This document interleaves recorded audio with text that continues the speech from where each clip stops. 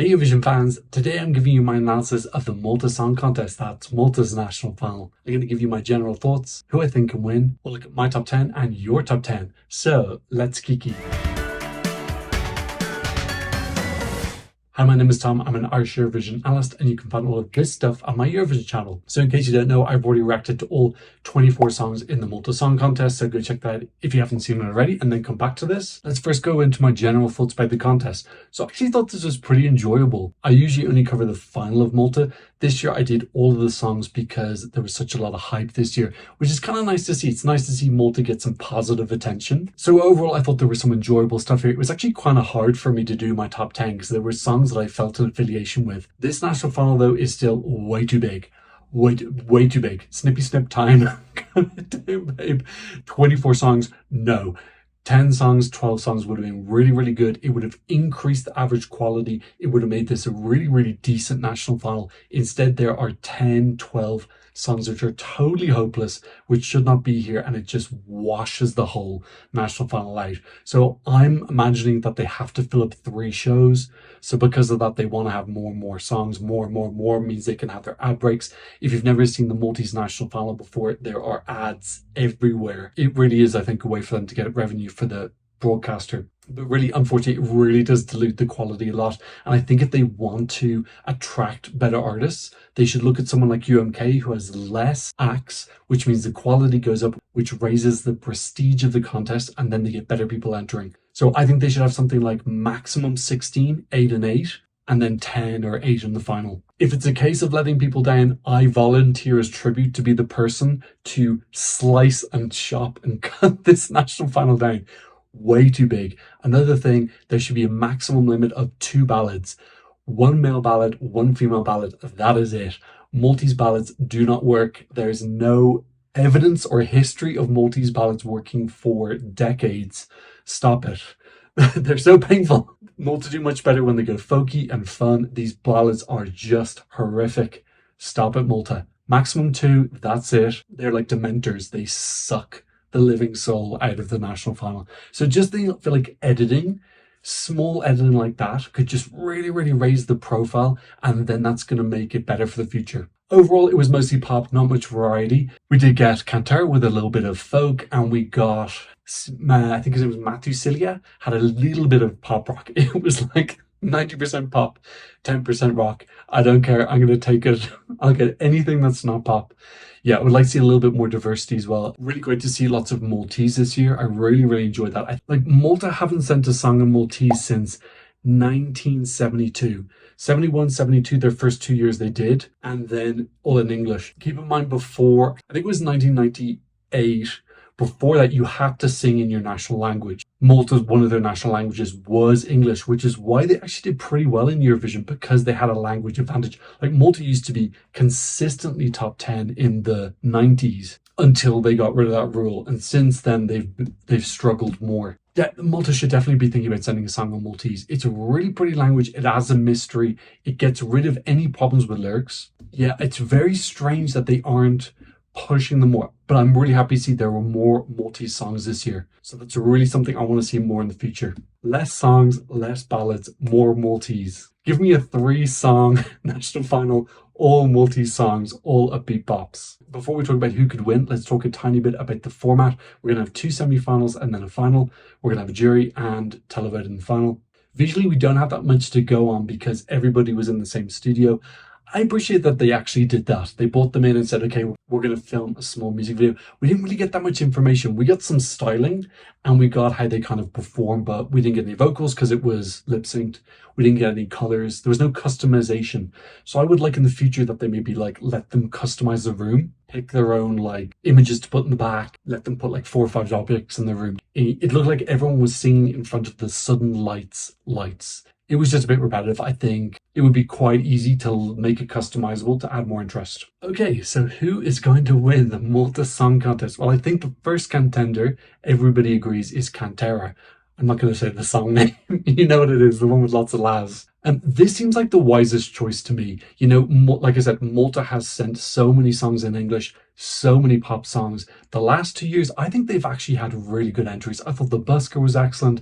I thought Sarah singing Loop as well did a really, really great job. And they kind of got paid dust. I want Malta to kind of mix it up instead of just going down the same route of sending the same thing again. And Kantera does that perfectly. It's in Maltese, it's folky, it's fun, it's just got a different vibe. It doesn't have that Scandinavian production vibe at all. It feels a little bit more authentic and real. It's interesting, it's folky, it's not something we've seen from Malta pretty much in a very long time. In the music video, it looked a little bit fun. I think if they can make it really fun on stage, this could start to become a little bit of a Trönelletsol, which as we know came 7th in 2022. Now, obviously, they had super fun staging. They had a really lovely fiddle. They had the twins coming on. They had the hey ho, let's go, folklore and rock and roll, which is obviously a super fun line.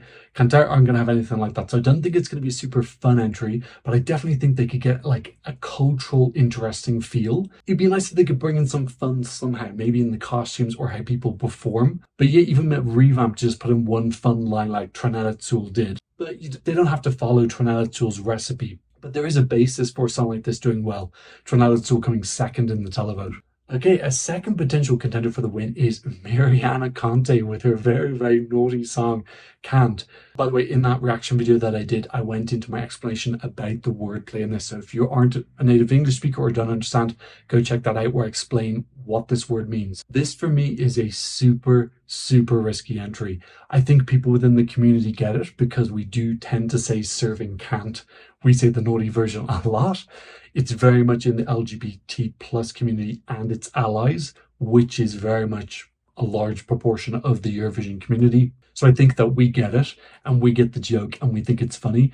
I think the average person at home maybe doesn't speak English. Even if they do speak English, are they going to understand the reference? And then if they understand the reference, are they going to get the joke? And are they going to think it's funny or are they going to be offended? You've got this Venn diagram that's just getting smaller and smaller and smaller and smaller. There's just so many ifs with this. And at the end of the day, the song itself is not strong enough.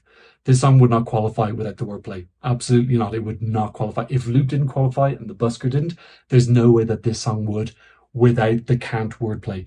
With the can't wordplay, there's a little bit of a possibility, but people have to get the joke. And if they don't get the joke, it's just going to flop. Well, I don't know how people are going to react because I don't know the English level and the RuPaul's Drag Race knowledge of every country in Europe. I would imagine, people who are watching Eurovision have some awareness of LGBT plus culture. At the end of the day, this is alluding to swearing, which I think many families may not approve of. At the end of the day, though, the key thing is take away the wordplay. The song in itself is just not strong enough. It's got some interesting elements, but it is definitely not a qualifier on its own merit. This, for me, feels like a bad risk. I think this song is best kept as a beloved secret within the community. Something that we hold on to for years and years and years, and we're going to say in all our tweets and all our things on Blue Sky, she's serving Kant for decades. But I don't think this should go to Eurovision. I don't think it's going to do well. Okay, a third big contender is Kristi Spiteri. If you watched my reaction video, you may have noticed I avoided this song because I thought it was going to be a deathly Dementor Maltese ballad, and it wasn't. This is a really, really fantastic, fun, produced pop song. I think this is big time something that the Eurovision community is going to like more than the general public. It's very over the top. It's very trashy pop with a little bit of opera. I think it's super fun, but we need to look outside the Eurovision bubble and say, what do casuals tend to like? What do they approve of? What do they tend to vote for? This is the quintessential song that we like way proportionately more than the general public. I'm not saying this can't qualify. I'm just saying amongst Eurofans, this is a definite qualifier. If you got Eurofans to do their rankings before the semi-finals, it's not that simple with the casuals. It feels very much in the same vein as our last two entries. It is pop. It feels a little bit more trashy. My question is, why would this work, but Loop and the Busker didn't work? That's the question I need someone to answer for me. Is it the popper element? I don't think that's enough. I haven't seen, like, other than Alina Nicheva, popper songs don't tend to do particularly well, like Milena Erdmann, who is the mother of Greta Thunberg. She did a popper song. I think she qualified, but then she came like 20th. So yeah, like popper doesn't tend to go well. It does tend to be looked down on a little bit. I would worry about this in a televote-only semi-final. Let's see what the performance is like. Can she bring it to life? I definitely think this song is fun. No doubt about it. If she can make it super, super fun, and like get everyone in a party and in a swirl, yeah, I think this can go. So it's going to come down to the performance. Her vocals on the track sound fantastic. It can't be anything less than fantastic in the live show. And spoiler alert, she is leading the ESC scoreboard, which isn't a massive surprise. But yeah, that does show that of all of the pop ladies, she's currently leading. She's got a lot of competition though. You look at Kantera, who are their competition? Nobody's doing anything remotely similar to them. Whereas you look at Kristi, she's got Kristi Spiteri, she's got Miriana, she's got Victoria. She's got the entire list. Like half of this list is pop ladies. So she's just got so much spread out vote. Now it depends if people kind of know that it's a head-to-head between Kristi and Kantera. Maybe they'll just start voting for those two.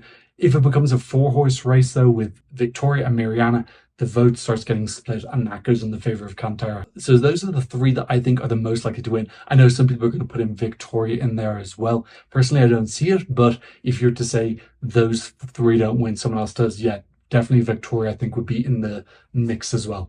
Okay, we don't have any odds to look at. I don't think that thing is allowed for Malta after what happened in 2022. Let's go to my top 10. And in my third place, I have Kantera.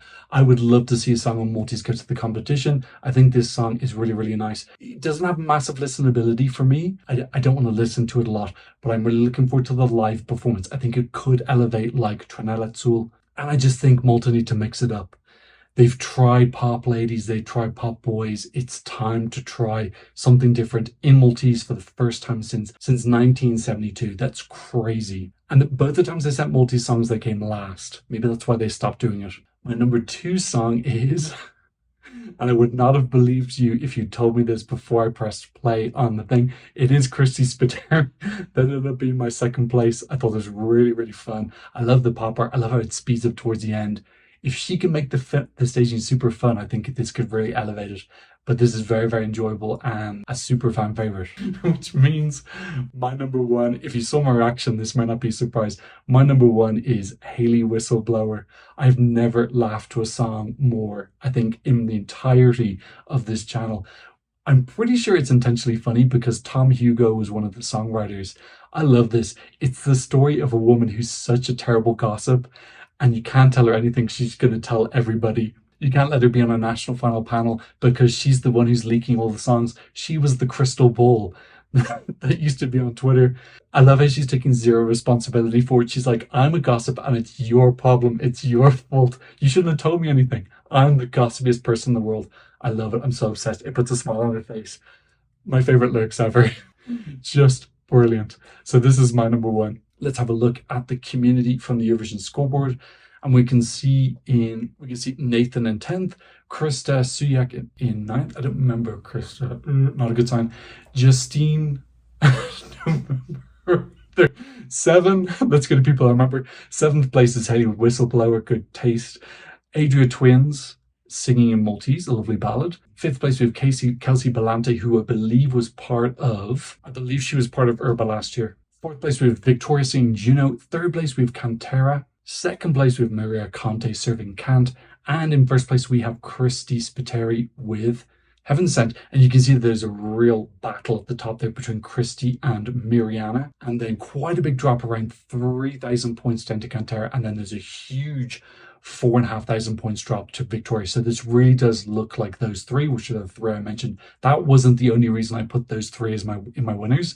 They're also the ones I feel have winners potential. But who knows? We don't have very much visual information, so one of the others could jump up out of nowhere and be a surprise. Okay, so that's my analysis of the Malta Song Contest. What do you think? Who do you think is going to win? Who could be a bit of a surprise party pooper? Leave your comment in the comment section down below. Thank you to Alexi for supporting me on Buy Me Coffee. If you want to support the channel, I'll leave a QR code for you here. And of course, thank you to my wonderful patrons for patronizing me from all around the world. On my Patreon, you can get some original audio, early releases, you can be in the credits, you can support the channel, and lots more. But of course, thank you so much just for being here, and I hope to see you in another Eurovision National Final analysis very, very soon. Goodbye. Boo, boo, boo, ba, doo, boo.